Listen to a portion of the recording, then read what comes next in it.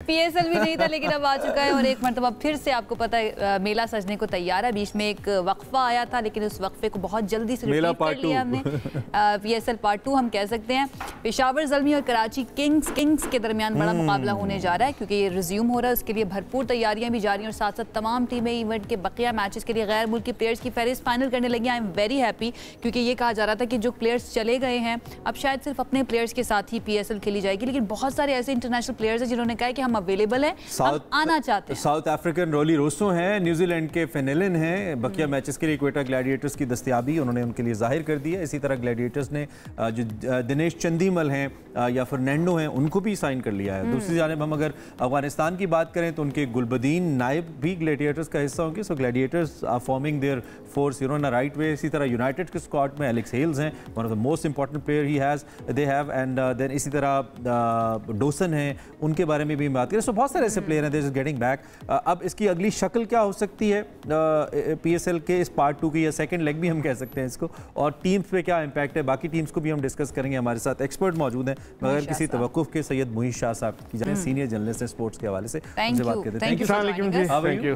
आप जरा बताइए आपके पास क्या खबरें हैं और टीम्स कैसे फॉर्म हो रही हैं जो पार्ट 2 या सॉर्ट ऑफ गैप के बाद होने जा रहा है पीएसएल, इसको कैसे देख रहे हैं आप? जी बड़ा इंटरेस्टिंग है और एक ख्याल था कि शायद फॉरेन प्लेयर्स ना, जिस तरह आपने इंट्रो में बात की, लेकिन तकरीबन सारे आ गए हैं। आज मैं देख रहा था कि कराची किंग्स इवन इतना ज़्यादा फॉर्मिडेबल होगी उनकी टीम, क्योंकि उनको देखें वेंस भी आ गए, वार्नर भी आ गए, मैकडर्मट भी आ गए, नबी भी आ गए और स्टाइफर्ड भी आ गए। मतलब उनका टोटली कंप्लीट हो गया, स्क्वाड कंप्लीट हो गया। अब मैं आज देख रहा था कि स्ट्रेंथ किस टीम की ज़्यादा है, तो कराची किंग्स बहुत स्ट्रांग मुझे लगता है। और कराची किंग के अभी 2 मैच भी बाकी हैं पीएसएल में, अब 4 पूल के मैच रह गए हैं। और सबसे इम्पॉर्टेंट जहाँ इस 4 मैचेस जो पिंडी में होने हैं, पिंडी स्टेडियम में होने हैं, उसमें सबसे important match it is between Lahore Qalandars and Peshawar Zalmi. ये लास्ट मैच ऑन मंडे, ठीक है। और this is sort of do or die match, this is sort of quarter final decider, क्योंकि जिस टीम ने हारना है, इवन लाहौर कलंदर हारेगी तो वो बाहर हो जाएगी, और ज़ल्मी हारेगी तो वो भी ऑलमोस्ट बाहर। एलिमिनेटर्स हैं ये लेकिन बन जाएगा, एक डू और डाई मैच बन जाएगा। एनी केस अगर हारा, जो भी हारा वो बाहर ही, वो तकरीबन बाहर। देखिए पेशावर ज़ल्मी के 2 मैचेस जरूर पड़े हैं, लेकिन उनके पॉइंट्स हैं इस वक्त 8। ठीक है जी।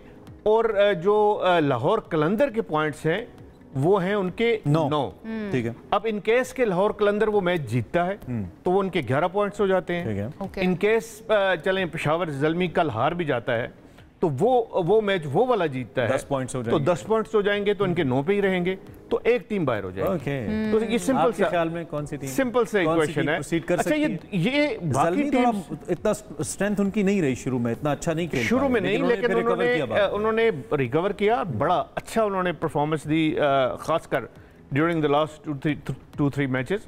और अब मेरा ख्याल है वो इस फॉर्म में हैं कि वो अपसेट कर सकती हैं। लेकिन ये बड़ा इंटरेस्टिंग मैच होगा क्योंकि कुछ देखिए मिचेल्स नहीं आ रहे, शकीब अल हसन लाहौर कलंदर्स के लिए आए, फिर राजा पक्सा वो उनके लिए भी मतलब है कि वो भी आए, श्रीलंकन की बात कर रहा हूँ। इस तरह सिकंदर रजा भी आ गए उनके लिए।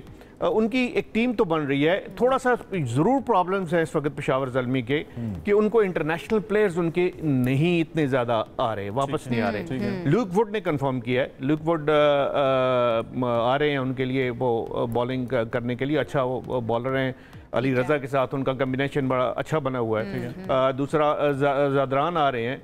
तो ये तकरीबन मैं देख रहा हूँ कि ये तकरीबन एक जैसी टीम्स दोनों हैं, ठीक है। ज़ल्मी की और कलंदर की इस वक्त जो अवेलेबल रिसोर्सेज हैं उनके पास, उनको अगर देखा जाए तो तकरीबन एक जैसी टीम बनती है। और वीकनेसेस एक जैसी। जी। और ये all on their performance on the given day कि वो जो डिसाइड करेंगे। ये जितनी जल्दी अब ये खिलाड़ी वापस आ रहे हैं, इंटरनेशनल प्लेयर्स वापस आ रहे हैं, इसका आप इम्पैक्ट कितना ज़्यादा देख रहे हैं क्रिकेट वर्ल्ड के अंदर? क्योंकि आईपीएल में जो भी हुआ, स्पेशली इस कॉन्फ्लिक्ट के दौरान, इसका बहुत ज़्यादा असर हुआ है, और खिलाड़ियों का इतनी जल्दी वापस आना क्रिकेटिंग वर्ल्ड के अंदर कैसा देख रहे हैं आप? देखें, ये जो एक अनफॉर्चुनेट इंसिडेंट हुआ कि रावलपिंडी स्टेडियम के बाहर एक ड्रोन आके गिरा, काफ़ी फासले पे गिरा, वो इंडिया ने एक इतना ज्यादा रिस्क लिया है अपनी स्पोर्ट्स के लिए, हमारे लिए कोई नुकसान नहीं है, अपनी स्पोर्ट्स के लिए बहुत बड़ा रिस्क लिया है।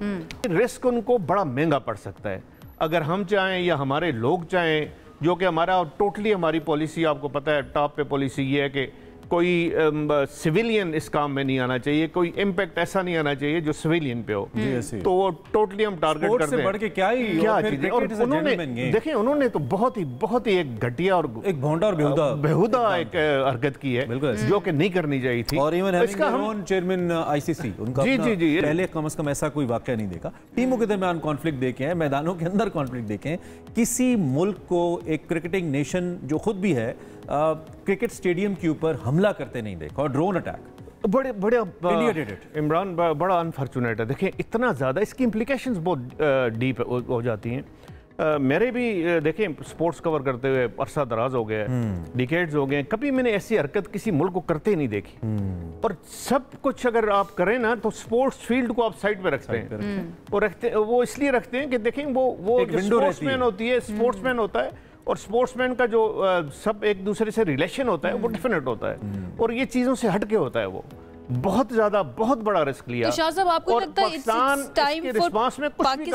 टाइम फॉर पाकिस्तान के इस इशू को लेकर स्पेशली स्पोर्ट्स की दुनिया के अंदर जाके दुनिया को बताया कि ये this is the intent of India, कि वो खेलों के मैदानों को भी नहीं छोड़ा है, पाकिस्तान क्या कर सकता है इसके अंदर पूरी दुनिया को दिखाने के? देखिए, एक दो चीज़ें मैं देख रहा था, उन्होंने अच्छा हाईलाइट किया। मैं कि इंग्लैंड में पाकिस्तान के जो नुमाइंदे हैं उन्होंने बड़ा अच्छा हाईलाइट किया। उन्होंने कहा कि ये अगर इस तरह की बातें करते हैं, फलाना टेररिस्ट इधर है तो फलाना उधर है, तो ये स्पोर्ट्स फील्ड में क्या कर रहे हैं? मतलब उनका बिलीव यू मी कि इंडिया का कोई और मकसद नहीं है। मकसद ये है कि जी इंटरनेशनल कम्युनिटी को, इंटरनेशनल प्लेयर्स को थोड़ा बहुत डराना। वो क्या हुआ, उसका इम्पैक्ट क्या हुआ? IPL ख़त्म होगी और वो धर्मशाला ग्राउंड पे ये ऐसे हालात आ गए कि हर एक वो चीयर लीडर्स को आप देखें, आप प्लेयर्स को देखें, उनकी क्या हालत होगी थी। ऐसे ही है, भागे वहां से, भागे किस तरह भागे, मतलब अपने लिए ही उन्होंने खराबी पैदा की, किसी और के लिए नहीं की। अच्छा, ये माइक हैसन को हेड कोच बना दिया गया? जी, माइक हैसन को बना दिया। पहले तो 3 नाम थे जो शॉर्टलिस्ट हुए थे, सकलैन मुश्ताक का, आजर का और माइक हैसन का। माइक हैसन को बना दिया। अब सबसे इंपॉर्टेंट चीज़ है देखने वाली कि किन शराइत पे बनाया गया। देखिए, जब इंटरनेशनल कोई इस तरह का नाम आता है कोचिंग में, तो उसकी सबसे पहले उसकी होती है, कोई उसकी कंडीशंस रखता है वो कि जी सिलेक्शन में मेरा इतना रोल होगा, मैनेजमेंट में मेरा इतना रोल होगा, मैं जी शादाब खान को वापस मैंने टीम में लेके आना है। ठीक है जी, उनकी लाइकिंग डिसलाइकिंग भी फिर होती है। ठीक है, वो अब कितना इंपैक्ट करेगी। United dominance between the line कहना चाह रहे हैं, बिल्कुल ऐसा है, हमारे भी खदशा। Shah ji, thank you very much for time. पर आपने वो जो जुमला आपका अधूरा रह गया कि पाकिस्तान उसके मुकाबले में या जवाब में कुछ भी कर सकता था। IPL was the softest target that we had at that time with the hundreds and thousands of people, और जस्टिफाइड भी होता विद इंटरनेशनल टीम्स। लेकिन Pakistan army, hats off to them कि जंग के अंदर भी इखलाकियात का दामन ना छोड़ा जाए, कम से कम इंटेंशनली किसी सिविलियन को टारगेट ना किया जाए। तो उन्होंने इस चीज़ को प्रूव किया। Otherwise we could attack a stadium full of people. आपने तो खाली स्टेडियम को और खाली शीशों को मारा। तो बहरहाल अल्हम्दुलिल्लाह सिचुएशन डी एस्केलेट हुई, किसी एक इंसान का भी जान से जाना अच्छा नहीं है। वंस अगेन थैंकिंग सैयद मुईशा साहब।